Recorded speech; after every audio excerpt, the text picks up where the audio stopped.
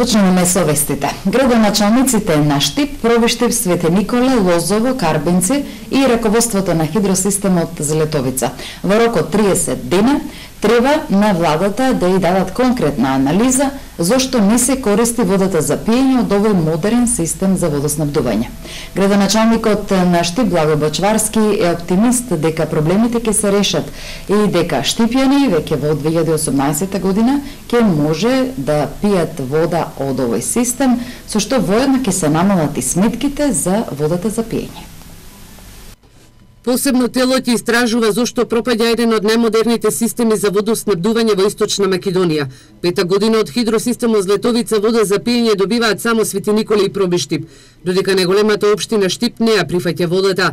Градоначалникот на Штип вели дека во рок од 30 дена треба да се дадат конкретни заклучоци за неприфаќањето на водата од Злетовица, која може и да ги намали сметките на граѓаните. Договорено е дека во наредниот период треба да ги утврдиме причините. Ние не сме сигурни дали се работи за таложникот, дали се работи за непрочистување на системот цел кој што е повеќе од 20 километри, кој што доаѓа до Штип или за што се работи. Јас сум задолжен да ги искоординирам сите активности во наредниот период, да заклучиме каде е проблемот и кога ќе видиме каде е проблемот, колку треба средства за тоа да се реши и на крај да го решиме тој проблем, бидејќи греota е проект кој што чини стотина милиони евра, да се искористат тие пари на граѓаните, да се земе кредит, да се изгради хидросистемот и на крај проектот да е неупотреблив или водата да не се користи.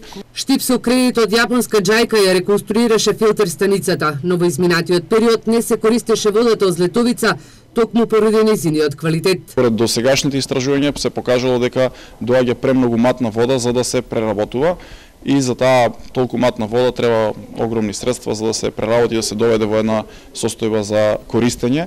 Затоа сега ќе видиме каде е проблемот, зошто е таа вода таква и во наредниот период ќе ги превземе сите мерки и чекори. Во моментов Злетовица го одржува државата, со него секоја година од буџетот се издвојуваат од 5 до 8 милиони денари. Директорот на Злетовица Тодорче Николовски забележува дека немаат пари за сервисирање и одржување на системот, а Пробиштип и Свети Николе веќе 5 години им должат пари за испорачаната вода. Свети Николе е со долг од 16 милиони, а Пробиштипот над 6 милиони денари. Во меѓувреме Штип бара од регулаторната комисија и намалување на цената на водата за 5% од наредната година. Советниците од ВМРО ДПМН облечени со блузи на кои пишува „И јас сум терорист“ ја напуштија денешната седница. На овој начин тие го искажаа својот револт за бесправно затворените пратеници и останати граѓани кои на 27 април влегоа во Македонското собрание. Облечени во мајци на кои пишува „И јас сум терорист“, скандирајќи Македонија, Македонија, штипските советници од ВМРО ДПМН демонстративно ја напуштија денешната седница. Македонија, Македонија, Македонија вечна. На овој начин, тие го искажаа својот револт за приведувањето и апсењето, на како што рекоа луѓето кои го бранеле уставот на државата. Советничката група на ВМРО ДПМН и коалицијата за подобра Македонија одлучи да не присуствува во работењето на седниците на Совет, како реакција и одговор на приведувањето и апсењето на луѓето кои што го бранеа уставот и суверенитетот на Македонија во време кога се ослободуваат сторители на тешки кривични дела, убиците на децата од Смилковско езеро. Откако советниците ја напуштија салата, преседателот на Советот Јане Миланов, одговорницата порача дека тој како советник не сака да навлегува во правните квалификации за лицата кои се приведени, но надлежните треба да истражат зошто и кој на 27 април изврши упад во Македонското собрание. Премногу се свежи луѓите на листата на главите на Зора Заев на Благој Бочварски, за да сега некој сето тоа го релативизира и да бара подршка за лицата кои што судот треба да утврди колку и дали се виновни. За штипскиот градоначалник Благој Бочварски, кој на 27 април како пратеник беше меѓу повредените, напуштањето на редовната седница од страна на ВМРО ДПМН е чиста пародија. На 27 април на еден терористички начин, на еден начин со кој што го погазија и уставот и законите во Република Македонија, влегува во собранието на Република Македонија и беа учесници во еден срамен чин. Поради немање на кворум, денешната седница не се одржа.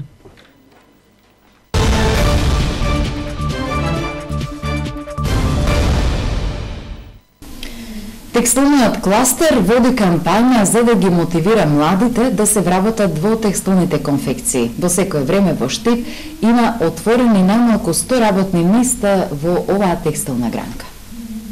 Текстилниот кластер деновиве на средби со локалните власти на Делчево, Кучани, а денеска и во Штип, со цел да најде начин како да се реши проблемот со недостаток на квалификуван кадар и младите да се заинтересираат да работат во оваа индустрија.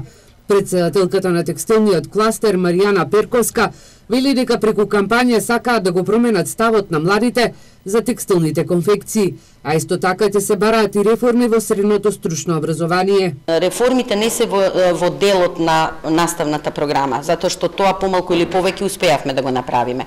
Реформите се во делот на воведување на практичната настава, но не само на крајот на годината или 15 дена, ние имаме размислување на кој начин би можело праксата да биде дел од секојдневните обврски на учениците, посебно во средните училишта, а тоа значи воведување на практична настава во текот на неделата. Просечната старосна граница на една текстилна работничка е над 45 години.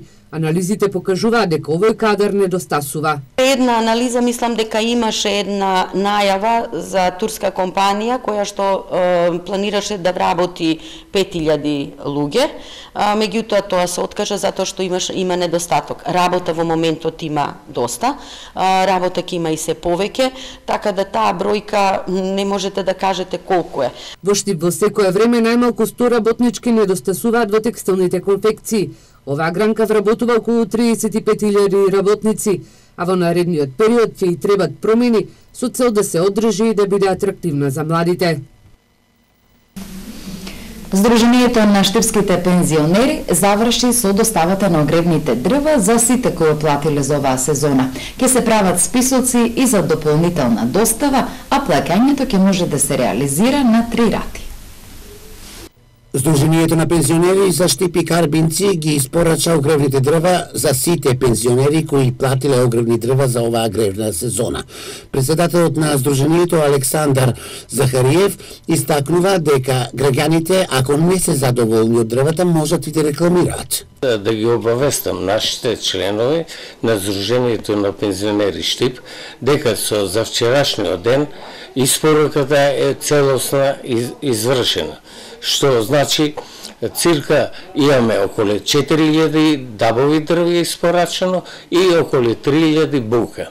До сега испорака нашите членови што ги добијат дрвата се цирка околу 2300. Тука немаме во билансот дефинитивно, важно со завчерашната испорака е завршена.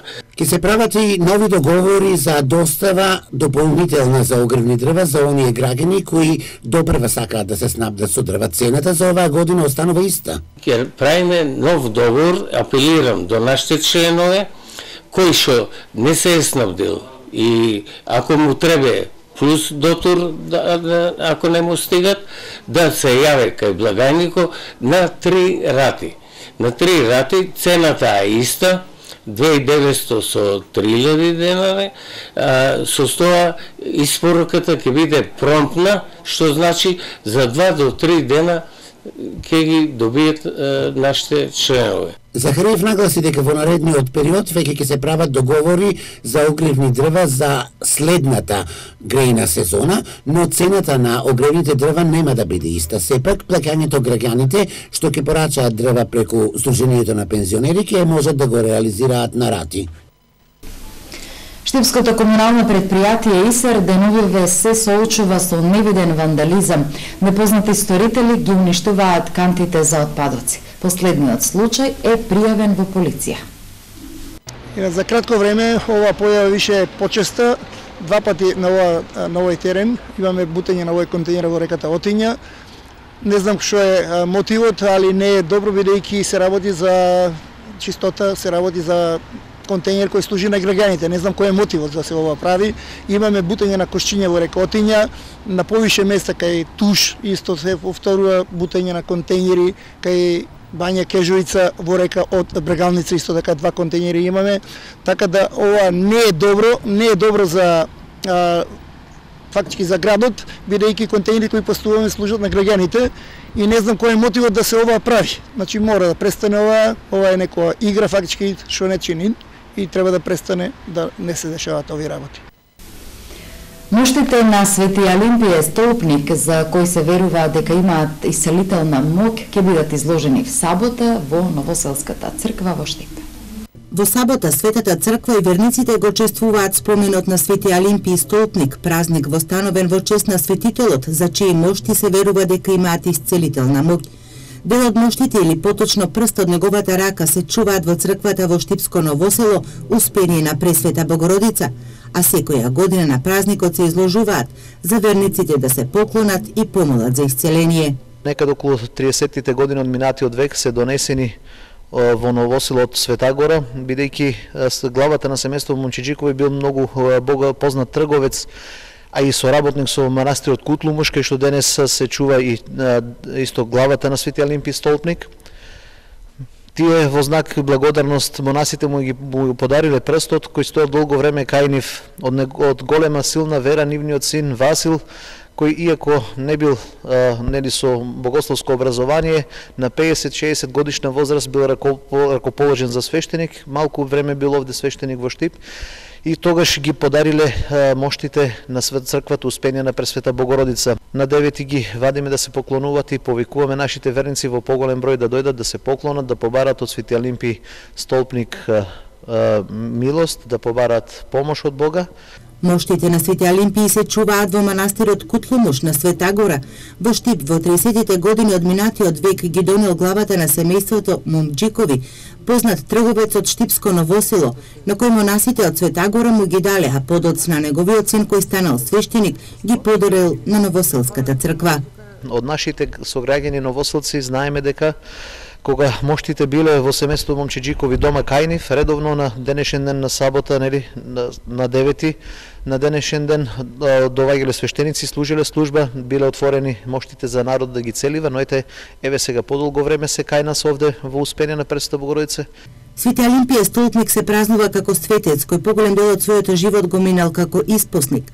Според жетието, уште како дете бил ѓакон кај епископот Тодор и како што растел се повеќе се стремил кон самотијата, се додека не отишол на хеленските гробишта каде изградил храм на Света Ефимија. Покрај црквата подигнал столб и на него живеел 53 години во пост и молитва. Во меѓувреме овде никнале уште 2 манастири, женски и машки, а монасите и моњахините го избрале за свој духовник. Доживеал длабока старост и се упокоил во 640 година.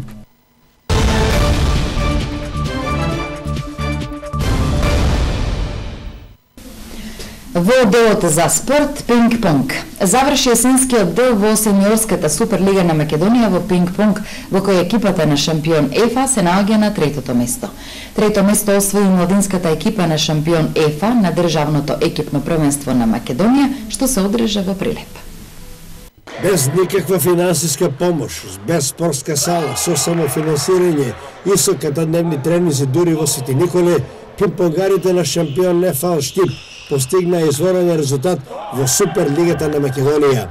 Сашко Богатинов, Александар Кралев, Филип Деденовски и Зоран Димитриевски во есенскиот дел успеа да долетат на 3-та позиција во сениорската Суперлига со 10 освоени бодови или само 2 бода за останување зад водечките екипи на Вардар и на Работички, кои имаат освоено по 12 бодови. Ова според зборовите на Сашко Богатинов ќе им биде мотив плюс во пролетниот дел, иако во тешки услови, со својот познат спортски пркос да атакуваат и на самата шампионска титула. И имаат верба и во ветувањето што им го дал градоначалникот на општина Штип Благо Боцварски, дека во средба со нив лично ќе се ангажира за решавање на нивниот статус. Успешен крај на ова календарска сезона имаше и младинската екипа на шампион ЕФА во состав Дамјан Стојчев, Милаш Тркова и Лука Стојчев, која на државното првенство во Прилеп го освои 3-то место.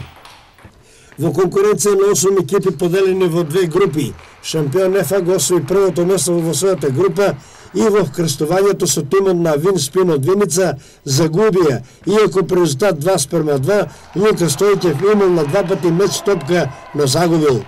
Во борба за третото место, шампион НФА ја победи екипата на Крушево со резултат 3:0.